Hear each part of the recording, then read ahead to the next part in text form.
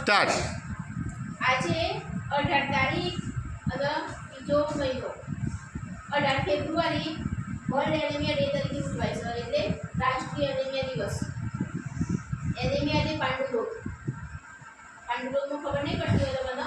પાંડુરોગ એટલે આપણા શરીરમાં જે લોહી હોય ને લોહીની ટકાવારી એ ઘટી જાય. લોહીની ટકાવારી ઘટી જાય ને પાંડુરોગ કહેવાય ગુજરાતીમાં. અને ઇંગ્લિશમાં એનિમિયા કહેવાય. એટલે આજે વર્લ્ડ એનિમિયા દિવસ છે, રાષ્ટ્રીય પાંડુરોગ દિવસ. તમને દર બુધવારે જે ગોળી આપવામાં આવે છે ને ગુલાબી કલરની, એ ગોળી લોહી બનવાની હોય છે. અને એનાથી આપણા શરીરમાં લોહી બી બને. તમે લોકોને હાથ પગ દુખતા હોય ને તો હાથ પગ ના દુખો. અને પછી અશક્તિ જેવું લાગતું હોય ને તો અશક્તિ બી ના થાય. પછી તમે લોકોને અમુક વાર વાંચવામાં મન ના લાગતું હોય ને અને તમે ગોળીને રેગ્યુલર કરો તો તમારે વાંચવામાં મન લાગે. યાદ ના રહેતું હોય ને તો યાદે સારું રહે. અને એનું લોહી બને એટલે બીજી બધી તકલીફ દૂર થઈ જાય. શરીરમાં લોહી હોય એટલે થાક ના લાગે આપણને. એટલે એ ગોળી જે સાહેબ આપતા હોય ને દર બુધવારે એ ફેંકીને લેવાની, પાણી સાથે પી લેવાની બપોરે જમ્યા પછી. અને બીજું આયર્ન શેમાંથી મળે? આપણે જે રોજ લીલા શાકભાજી ખાતા હોય, ફળ ખાતા હોય, પછી ગાજર ને બધું ખાતા હોય ને આપણે, એમાંથી મળે. એટલે આપણે જે પડીકા બધું દુકાનથી લઈ ખાઈએ છીએ ને એ પડીકાને એવું નહીં ખાવાનું. સિંગ ચણા ખાવાના. મમ્મી રીંગણનું શાક બનાવે તો ઘણા લોકો રીંગણ ના ખાતા હોય. રીંગણ નહીં ખાતા ને અમુક લોકો તો રીંગણમાં આયર્ન હોય ભરપૂર.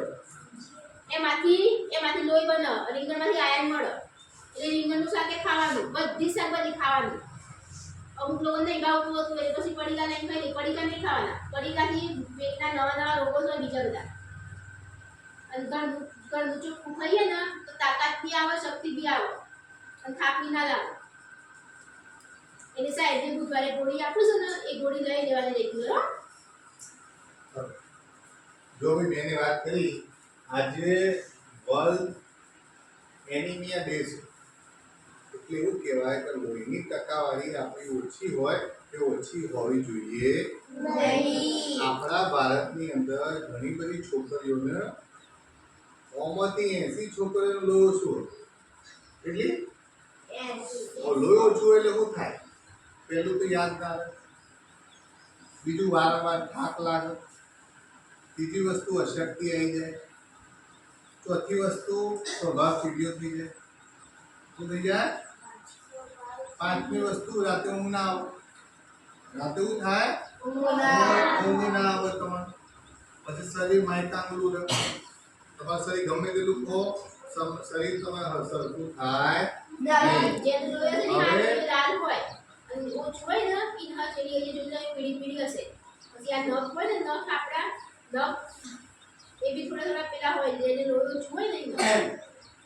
જો આપણું શરીર ખરું ને, આ આપણું શરીર બરાબર. જો આપણું શરીર, આ શરીર કઈ રીતે બને? હાથ ભેગા થાય, પગ ભેગા થાય, માથું, ધડ આ બધું ભેગું થાય એટલે શું બને? શરીર. શું બને? અંગો બધા ભેગા થાય. અંગો શું? અંગો ખરા ને એ આપણા બધા ઓર્ગન બધા ભેગા થાય એટલે આપણું શરીર બને. પણ આપણા હાથ નહીં બને, પગ નહીં બને.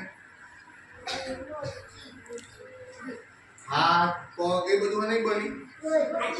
એમાં નાનામાં નાનો ભાગ કહેવાય સેલ. શું કહેવાય ને? સેલ. અને એ સેલ ખરા, એ સેલને ઓક્સિજન મળે. આપણે જે ખાઈએ એનું લોહી બને, એ લોહી આપણા શરીરમાં બધા ભાગ સુધી પહોંચે. અને ફટાફટ જો પહોંચે તો પછી આપણને કોઈ તકલીફ થતી નહીં. હવે તમારા લોહીમાં ટકાવારી ઓછી હોય લોહીની, તમારા બ્લડમાં લોહીની ટકાવારી ઓછી હોય એટલે શું થાય? આપણા શરીરમાં બધા ભાગ સુધી ઓક્સિજન પહોંચે નહીં. અને બધા ભાગમાં દાખલા તરીકે તમારે 100% આયર્નની જરૂર છે. હવે તમારા શરીરની અંદર 4% લોહી છે. એટલું 100% લોહી જોઈતું હોય, 4% તમારું લોહી છે. હવે 4% લોહી હોય એટલે આપણા શરીરમાં 40% ભાગમાં ઓક્સિજન પહોંચે, પછી બીજે પહોંચે નહીં. અને ઓક્સિજન ના પહોંચે એટલે શું થાય? એ આમ બેરું પડવાનું ચાલુ થાય, અશક્તિ આવી જાય, બીમાર પડાય, દવાખાને દાખલ થવું પડે, બાટલા ચડાવવા પડે, લોહી બનાવવાનું ઇન્જેક્શન લેવા પડે. આવું બધું ના થાય એટલા માટે ઉજવાની ગોળી. બીજું, એકલી ગોળીથી કોઈ ના થાય પાછું. એકલી ગોળીથી કોઈ થાય નહીં. આપણે શું કરવું પડે? ઘેર જવું પડે અને પડીકો ખાવાનો. હવે પડીકો તાર મમ્મી હાલે કે શાક ખાય એટલે પેલો છોકરો કે મારે તો પડીકું જ જોવો અને મેં બધું ખાવા નહીં બેવું ફોન વગેરે નહીં ખાવ. અને ફોન લેસી ફોન આ તો જ ખાવ એવું. ફોન માટે ખાવ એવું. ફોન માટે ખાવ એવું. તમારે જુઓ ખાવામાં લીલી શાકભાજી, લીલી વસ્તુ દેખાય, લીલી વસ્તુ એ વધારે લીલી શાકભાજીમાં શું આવે? લીલી શાકભાજીમાં શું આવે? લીલી શાકભાજી કઈ કઈ શાકભાજી લીલી કહેવાય? પાલક, ભીંડા ચાલે, કોથમીર. લીલી શાકભાજી વધારે ખાવાની, રોટલી ઓછી ખાય ચાલશે. જેટલી લીલી શાકભાજી વધારે ખાશો એટલું લોહી તમારું વધારે બનશે. ખબર પડી? અને આપણા શરીરમાં લોહી ઓછું થઈ જાય ને એટલે આપણી જે રોગ પ્રતિકારક શક્તિ હોય ને એ ઓછી થઈ જાય. અને રોગ પ્રતિકારક શક્તિ ઓછી હોય ને એટલે આપણે બીમાર વધારે પડીએ. ખબર પડી? ભાઈ આપણે તમારે બીમાર પડવું હોય તો પડીકા ખાવાનો. પડીકો ખાઈએ એટલે પેટના બી નાના રોગો હોય, કરમિયા બી પડે પેટમાં, ઉલટી થાય, ટાઈફોઈડ જેવા રોગો બી હોય. બાટલું ખાઈએ ને તો ઝાડા ઉલટી બધું થઈ જાય. ભાઈ આપણે છોકરો તો દક્ષુડો, ભાઈ દક્ષુડો છોકરો એને પડીકો ખાતો તો કેવું થયું ખબર? ફેફસામાં કફ એવું ભરાઈ ગયું. એને દવાખાને દાખલ કર્યો. દવાખાને 2.5 લાખ રૂપિયા ખર્ચો આવ્યો. કેટલો આવ્યો?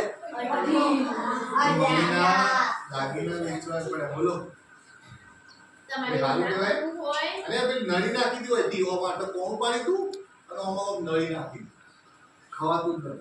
એ તો મને એક કત્તી વાગે છે તો એ જેવું થાય છે તો કીધું અહીંયા આખું હોલ પાડે હોય તાન જેવી આપણો વખત ચીરો મારી ગયો હોલ પાડી થી મજા આવે. હોસ્પિટલ બેસી જવાનું, ઊંઘી જવાનું, બાટલા ચડાવવાના. મજા આવે ને? જે નામ ગમતું હોય એને પડીકો ખાવાની. ચલો બેને વાત કરી આજે તો આપણે બુધવાની ગોળી, લીલી શાકભાજી આપણે ખાવાનું. કેમ? આપણે હોશિયાર બનવાનું છે બુધવાર હોય ને સાહેબ સાહેબ બુધવાર સાહેબ પેલી ગુલાબ કલરની ગોળી આપો ઈ. સાહેબ ના આપો ને એવું કહેવાનું હો. સારું સાહેબ કરવાનું જોઈએ. સાહેબ ગુલાબ કલરની ગોળી આપો ઈ. સારું આ કોઈ ફેંકી નહીં દેવાનું.